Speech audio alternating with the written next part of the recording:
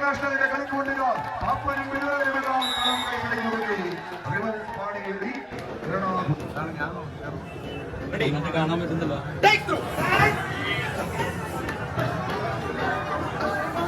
ചില സമയത്ത് അങ്ങനെ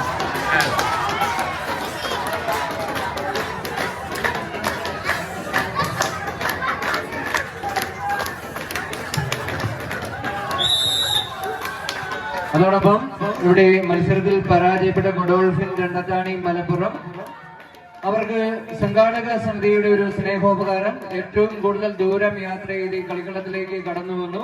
നിർഭാഗ്യവശാൽ 100 ഗ്രാമിന് പുറത്തു പോയി. എങ്കിലും സംഘാടക സമിതിയുടെ ഒരു ക്യാഷ് അവാർഡ് അവർക്ക് നൽകി ആദരിക്കുകയാണ്. ഇത് അഭിനന്ദനാർഹമായ കാര്യമാണ്. ഇതുകൊണ്ട് ഇനി ആനച്ചാലിലേക്ക് പോരാൻ ആരും ടെൻഷൻ അടിക്കേണ്ടതില്ല. അടുത്ത വർഷം രണ്ടത്താണിയുടെ പ്രസൻസ് ഞങ്ങൾ വീണ്ടും പ്രതീക്ഷിക്കും.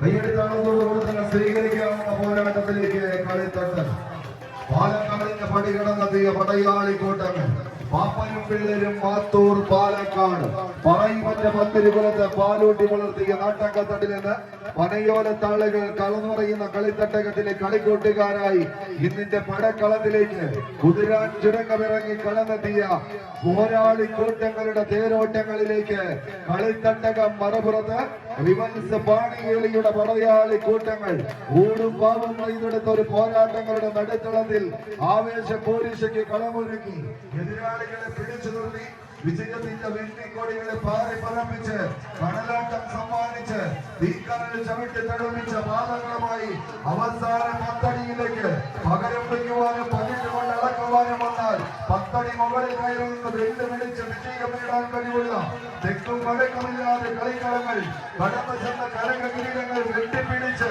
ആവേശത്തിന്റെ ക്ഷുഭിത യൗവനങ്ങളായി അരങ്ങടക്കി വാഴാൻ ആയിരങ്ങളുടെ മനസ്സിൽ ഇടം പിടിച്ച തത്വവഴിയുടെ കളികളങ്ങൾ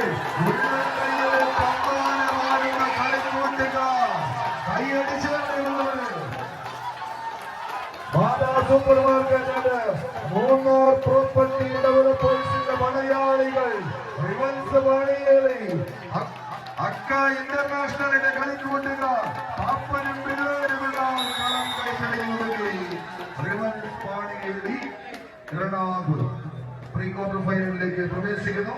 ടീം റിപ്പോർട്ട് ചെയ്യുന്നു. പാപ്പൻസ് തേക്കടി, തണ്ടർ പോലീസ്, മീനങ്ങാടി, വയനാട് ടീമുകൾ റിപ്പോർട്ട് ചെയ്യുക. Royal pound വാഴത്തൂപ്പ്